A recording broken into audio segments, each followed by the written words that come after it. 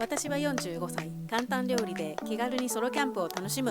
この冬一番の寒さって毎日聞くけど、どこまで寒くなるんやろ。いつも山奥のキャンプ場に来てるからめっちゃ寒いんやろうなーって覚悟してきたけど、もともと寒さに強いせいかそんなに寒くないと思うんやけど、ただいまの気温は5度、中途半端。今回はシンプルに天ぷらとおネギを入れただけの鍋焼きうどん。でも家で食べるより絶対うまい、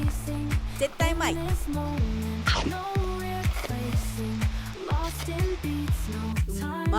今回使ったアイテムは全部 JNE の軽キャンピングカーレンタルオプションです。